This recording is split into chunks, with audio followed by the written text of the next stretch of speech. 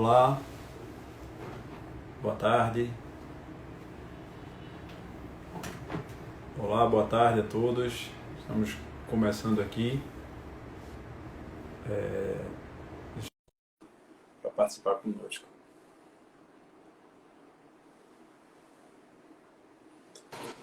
Oi, alô, oi João? Oi, Hugo, tá me escutando? Estou lhe escutando, tudo bom? Tudo certinho, como é que vai? Prazer Tudo estar aqui falando com ótimo, você.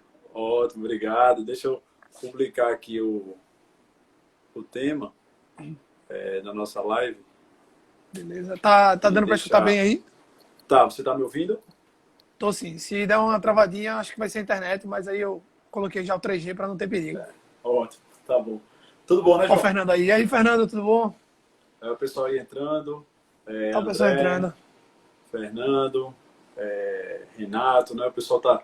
Sejam todos bem-vindos aí. A gente vai começar mais uma live aqui do Baex. Hoje com o tema é hora de começar, né, a investir na Bolsa de Valores. Imagino muita gente se perguntando, né, se esse é um momento. A gente vai conversar sobre isso.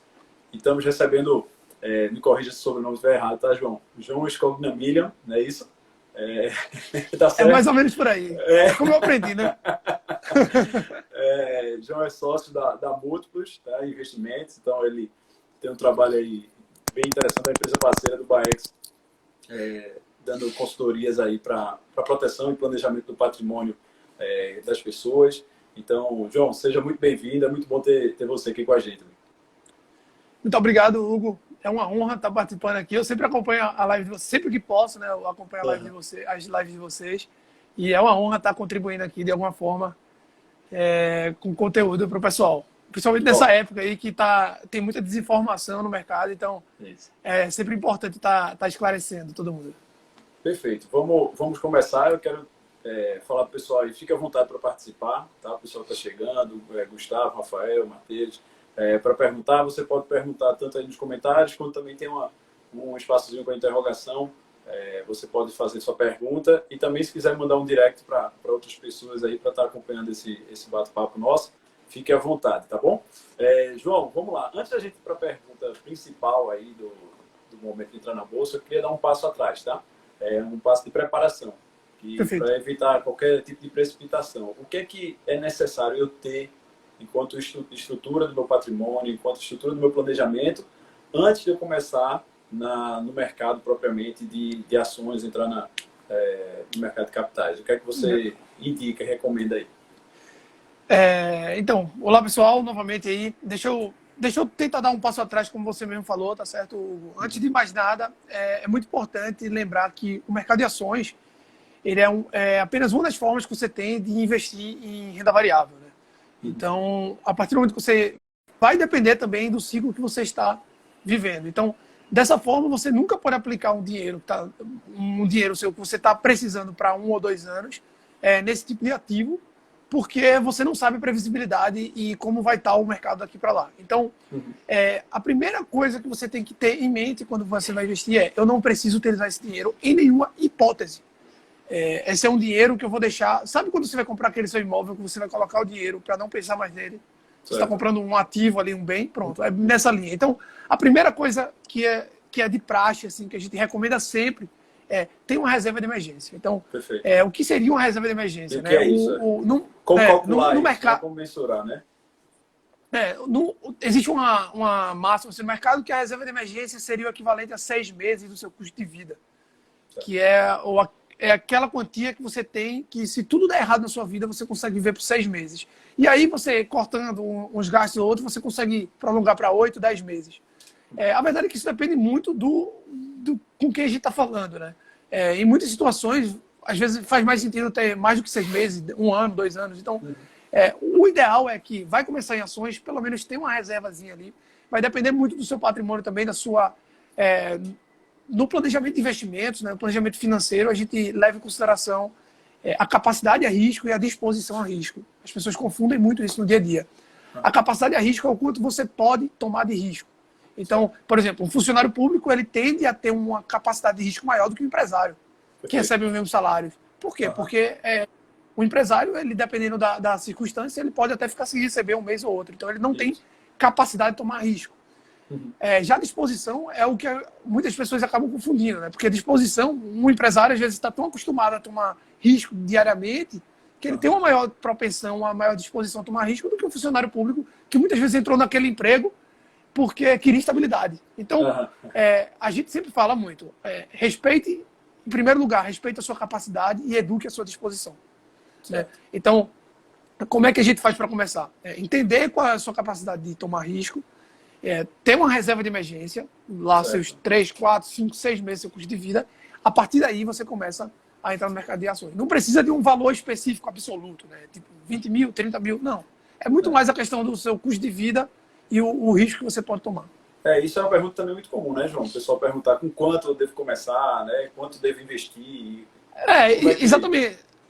Eu acho que essa é a pergunta talvez mais comum, né, para quem vai entrar na Multus, é quanto eu começo a investir. Pô, tem ações aí de empresas que custam 10, 15 reais, empresas muito boas.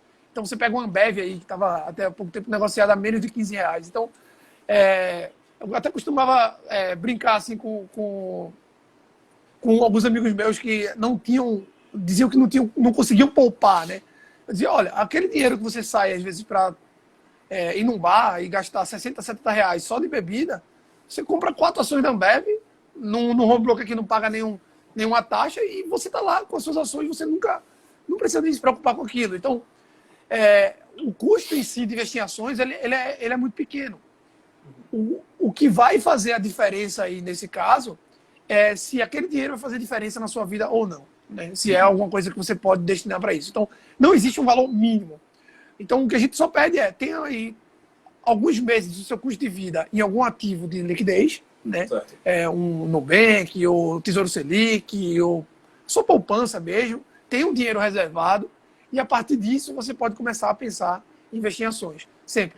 A emergência, e aí você pode começar a tomar alguns ativos de mais risco. Tá, perfeito.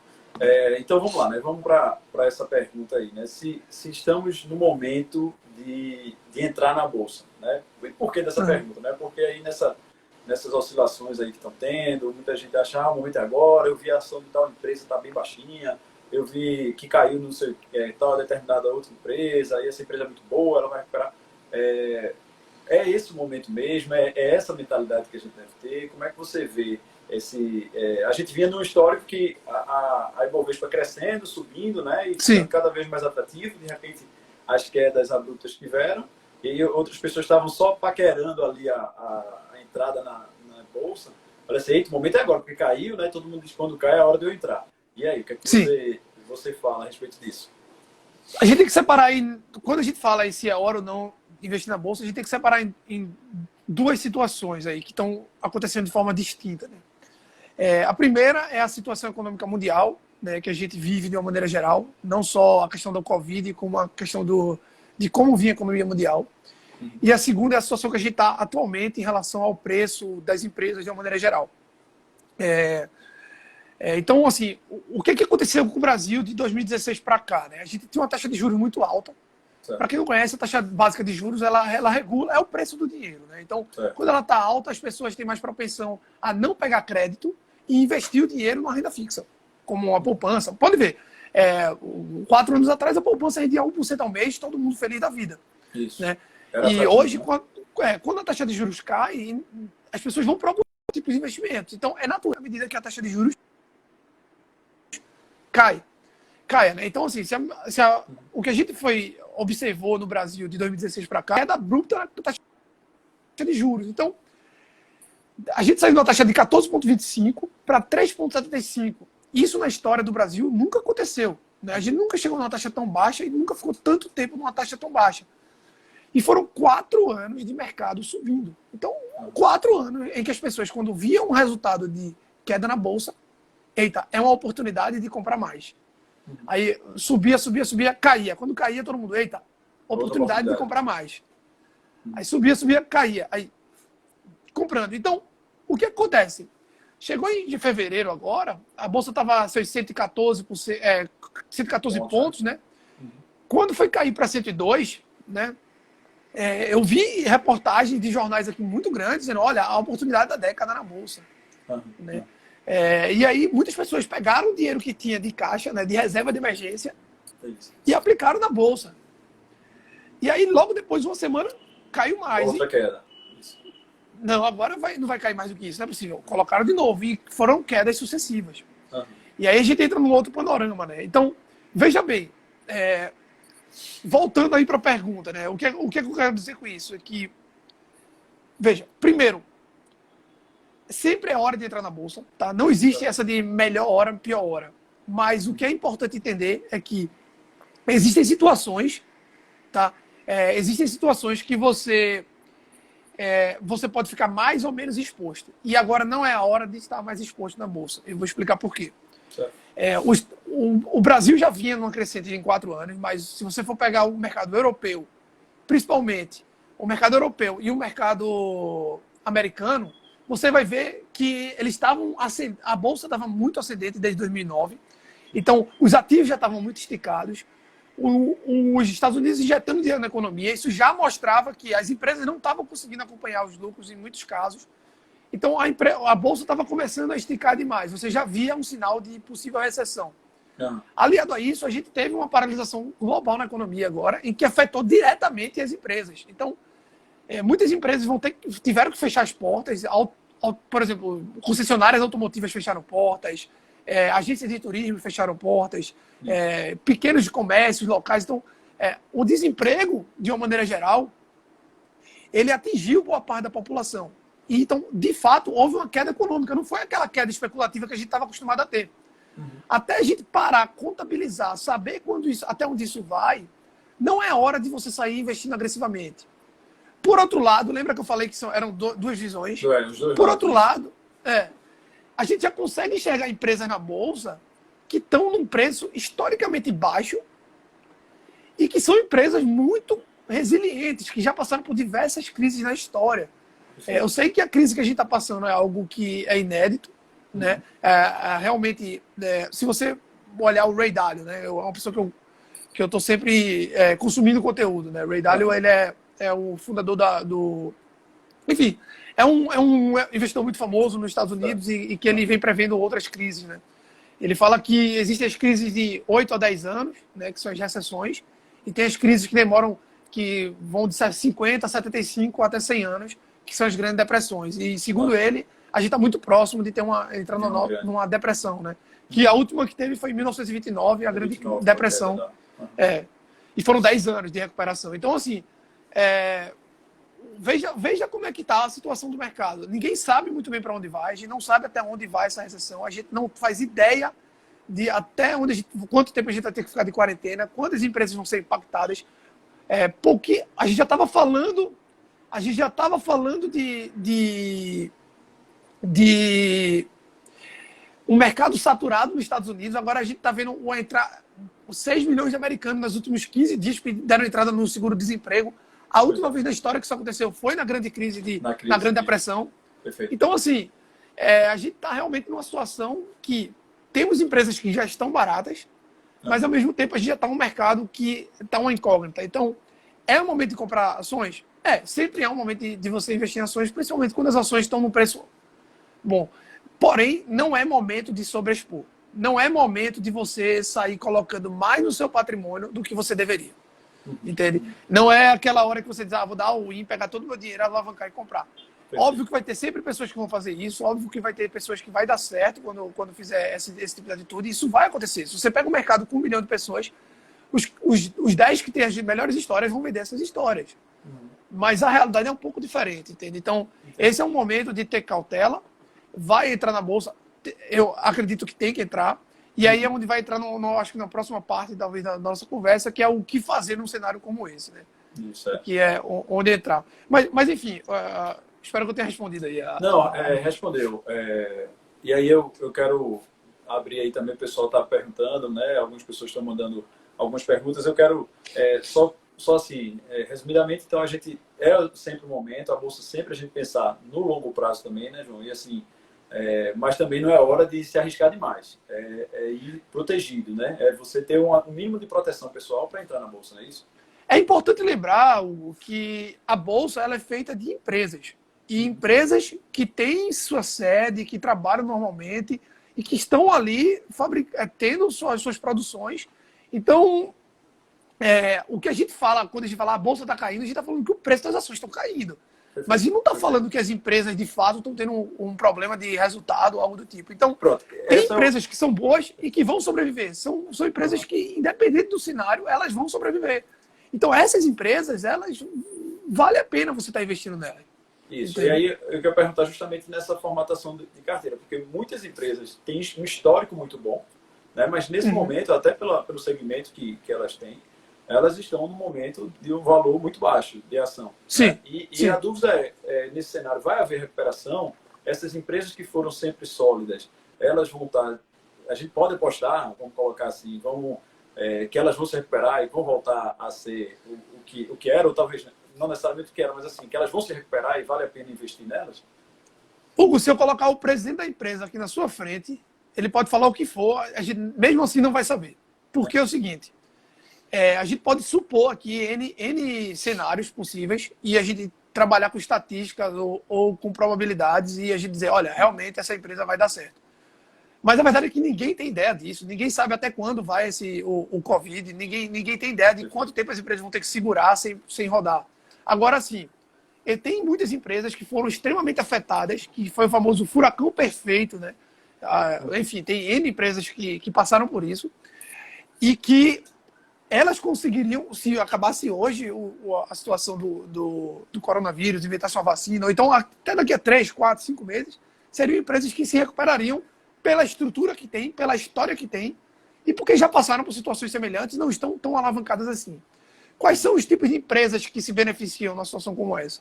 São dois tipos, tá? Quando você passa por uma crise muito grande, e aí eu estou falando de uma crise muito pior do que a gente está. A gente está paralisado aqui, a gente está numa situação semelhante a ter caído um meteoro e o mundo ter parado.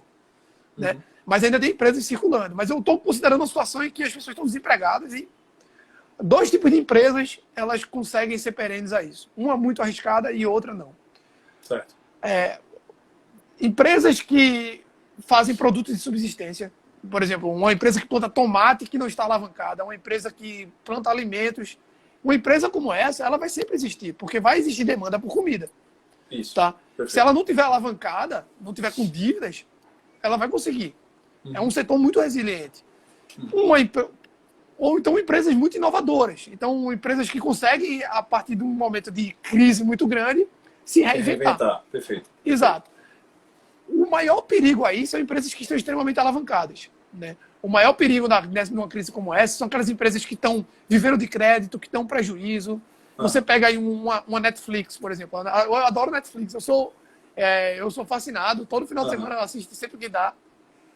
Mas, assim, é uma empresa que não gera lucro. Então, uma empresa como essa, ela vai precisar de fluxo de caixa. Você sabe melhor do que eu sobre a necessidade disso. E essa é uma empresa que provavelmente vai ter dificuldades. Uma empresa como a Tesla, né, que todo ano aumenta a produtividade de carro, aumenta o volume de venda e, mesmo assim, aumenta o endividamento. Então, esse tipo de empresa, elas vão ser muito prejudicadas no cenário de crise. Empresas que têm um caixa alto, tem que lembrar, na crise, o bem mais escasso que existe é o dinheiro. Por isso que é bom você guardar o seu. Não sair comprando carro, não sair comprando casa, não sair gastando seu dinheiro numa situação como essa. Tá? Realmente, comprar, se for comprar ativos, tá? Algo que venha ali gerar a receita no futuro. E mesmo assim, sendo ativos, você tem que ter muito cuidado na hora de fazer qualquer tipo de compra desse tipo.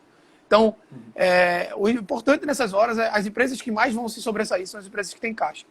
E só para responder a pergunta, sim, eu acredito que as empresas que estão bem estruturadas nesse sentido, elas vão sair da crise sem nenhum problema, por mais que o setor delas esteja sofrendo. É a pergunta até que Matheus Lins nos passou, né? Assim, se algumas empresas do mercado, né, após a crise, terão perdido seus fundamentos, que antes eram utilizados para investir nela. Fala um pouquinho aí o que seriam esses fundamentos e se elas vão perder aí. É possível, né? É possível que as empresas percam fundamentos, porque você está na frente da empresa, eu estou na frente da empresa, a gente sabe como é isso, a gente toma decisões diariamente, uma decisão errada pode colocar em xeque. Quando uma empresa é muito grande, né, que tem, enfim, dezenas de milhares de funcionários, fica muito mais difícil de uma pessoa tomar uma decisão errada e quebrar a empresa inteira.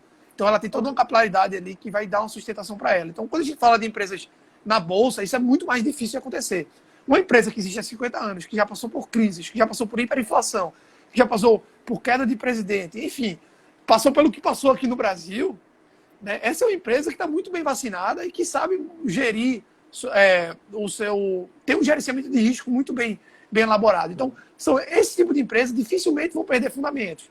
É diferente, né, de assim, você perder, por exemplo, uma empresa que está sendo beneficiada por uma lei e aquela lei cair. A gente teve recentemente um caso, por exemplo, a Cielo, ela estava num setor que era muito regulado e a partir do momento que afrouxou, né, começaram a entrar novas adquirentes e a Cielo perdeu muito mercado. Então, não é que ela perdeu os fundamentos, mas agora ela não tinha mais aquela proteção que ela tinha, uma barreira de entrada para os concorrentes.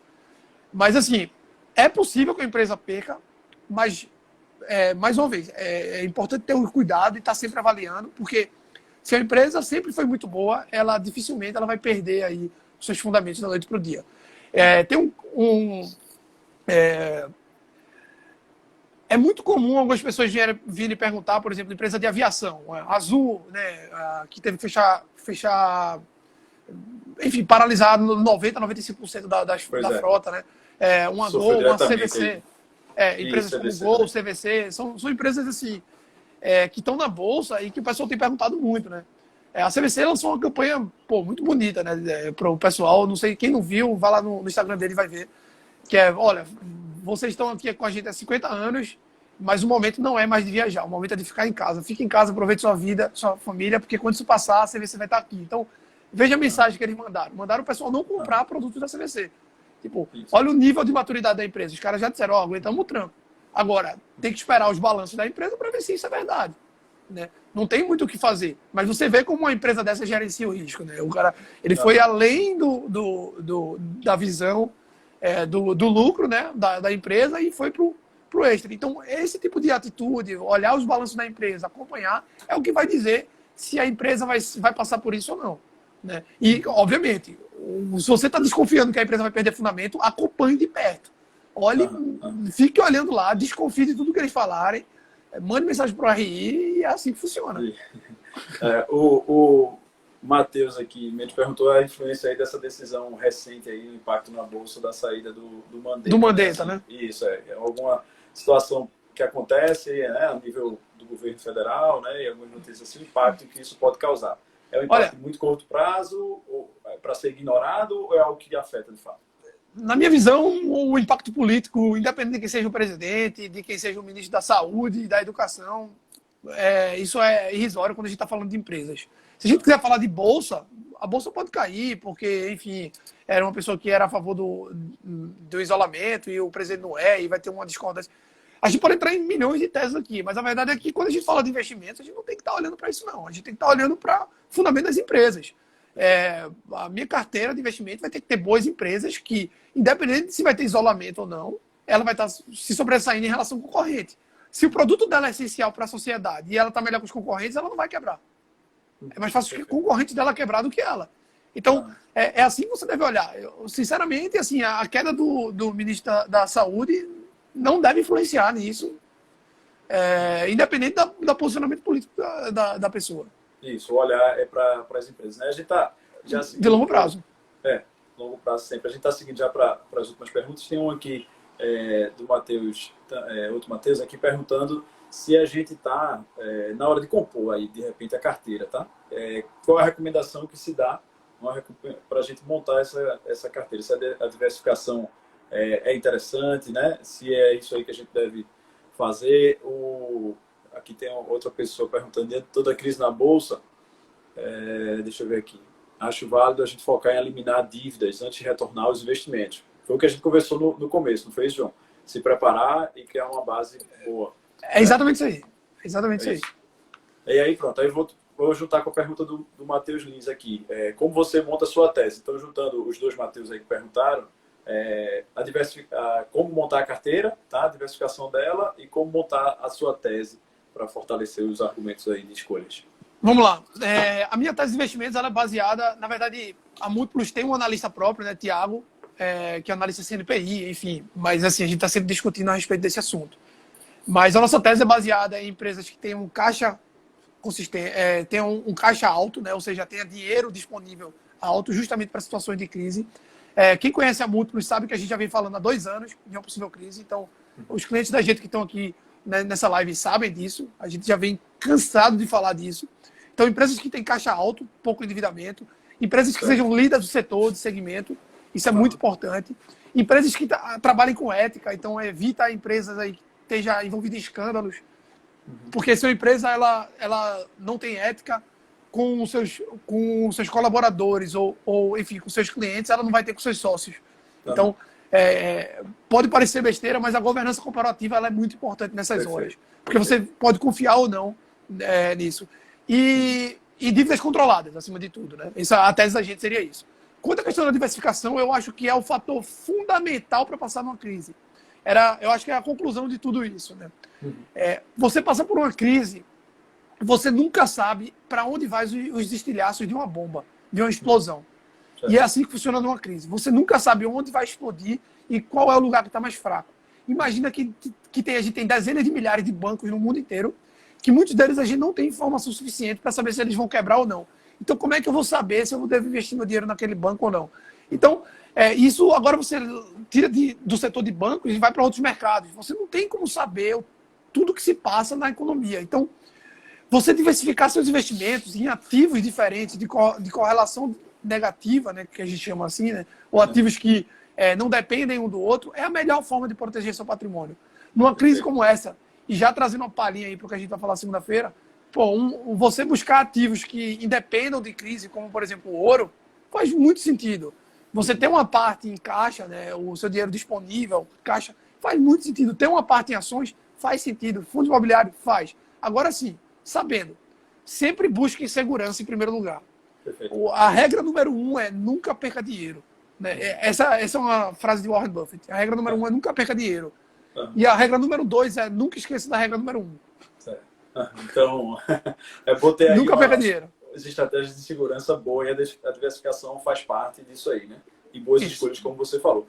Para a gente fechar, tem duas perguntas aqui. Uma do Rafael, perguntando se essa crise se configura como um cisne negro ou é uma pura recessão já esperada, né? E também o Vitor perguntou se, numa situação como essa, e até na recessão econômica americana, países como a China e outros emergentes podem se beneficiar. Então, se é o cisne negro ou uma recessão já esperada, e a questão de países emergentes aí para a gente ir finalizando. Tá certo. Quanto ao cisne negro, né? O Covid, sem dúvida alguma, foi um cisne negro, tá? Ninguém no mundo imaginar, a não ser os conspiracionistas, assim, mas de uma maneira geral, não tem como você adivinhar que vai existir um vírus que vai atacar todo mundo da maneira como foi. A gente demorou meses para entender como era o vírus. Então, claro que é um cisne negro. Se alguém perguntasse há 3 meses atrás se um vírus ia paralisar o mundo, eu diria que é loucura, isso é coisa de filme, né? Mas quanto à crise econômica, na nossa visão aqui na Múltiplos, é que o Covid ele foi o graveto. E quando a bolha é grande, qualquer graveto estoura. Né? Qualquer graveto vira agulha.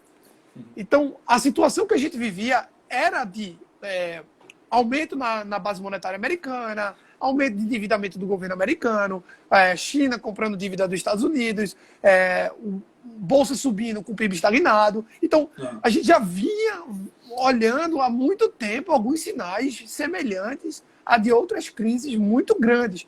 E os sinais estavam até, ouso dizer que os sinais estavam em maiores escalas. Por exemplo, quem me acompanha no Twitter sabe que 6 meses atrás eu já coloquei a inversão da taxa de juros americana. Das últimas 8 vezes que tiveram recessão, tiveram inversão. Das últimas 8 vezes que tiveram inversão, tiveram recessão. Então, já tinha alguns sinais muito claros de que a crise ia ter. A crise não é um cisne negro, tá? A crise já vem sendo dita há muito tempo, porém, o Covid e a forma como está acontecendo, isso tudo está sendo uma surpresa para a gente, então pode-se dizer que sim. Qual era a outra? A questão dos países emergentes, né? Dos países emergentes, para a gente fechar. Você pega um país feito o Brasil, tá? O Brasil é um país que depende de importação e exportação, então a gente vai ser afetado diretamente. Uma crise mundial, ela vai afetar o Brasil. Eu até confesso que eu fiquei surpreso como o Covid afetou tanto mais o Brasil como outros países. Tem que lembrar que quando uma crise ela surge, né, as pessoas vão tentar tirar o dinheiro de lugares arriscados e buscar locais seguros. Mais seguro. Os países emergentes, eles são países que eles são considerados países mais arriscados do que Estados Unidos e Europa, por exemplo. Você pegar uma Alemanha, ou você pegar um título público americano ou um alemão, você vai ver que eles são muito mais, são historicamente mais seguros do que os países emergentes. Então, a tendência é que os grandes fundos de pensões tirem dinheiro de países emergentes e coloquem o dinheiro em seguro, qualquer coisa que seja mais seguro para eles, entende? Então, eu acho que a gente vai sofrer. Agora, obviamente, isso aqui é a minha opinião. Existem outros parâmetros que talvez eu não esteja avaliando agora que sejam relevantes. Mas, assim, é possível assim, que a gente seja até mais afetado. Por outro lado, a gente é um país que é fechado economicamente. Então, isso pode até ajudar a gente a sair mais rápido de uma coisa como essa. Perfeito. João, para a gente encerrar, só as considerações finais, então, aí, para a gente... A lição final aí que fica dessa live sobre o investimento na Bolsa. Que é a mensagem final? A lição número 1 é que eu quero outra live dessa, viu? Porque essa foi muito pouco tempo para falar tanta coisa. Eu queria também, só antes das considerações, convidar o pessoal que na segunda-feira a gente vai fazer uma masterclass, tá certo? Às 7 horas.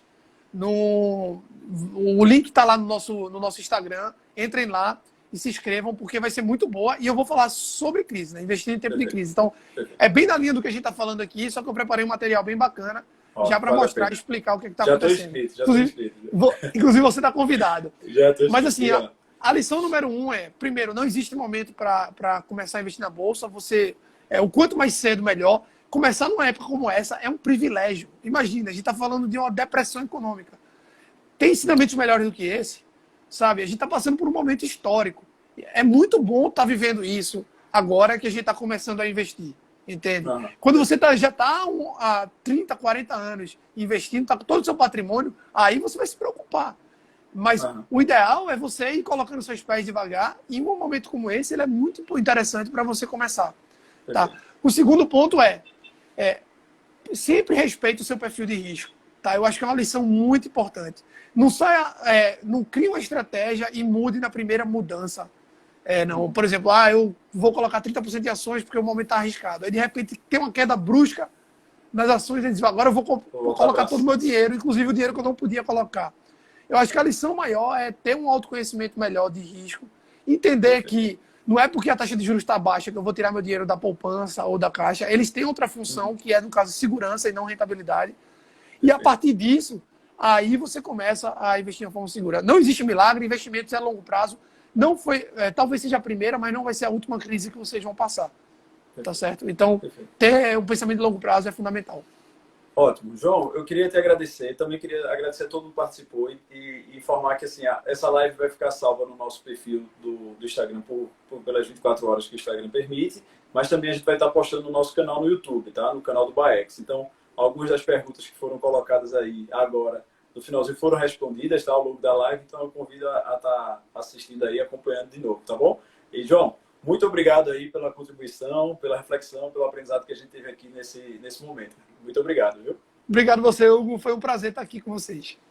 Ótimo. Gente, obrigado. Até a próxima live. Na semana que vem vamos estar recebendo a Abner Bezerra. Ele é Head de Marketing da Nescau. E vai estar aqui falando sobre marketing e estratégias de marketing para esse momento que a gente está vivendo, tá bom? Todos convidados. João, um abraço, gente. Até mais. Valeu. Tchau, tchau.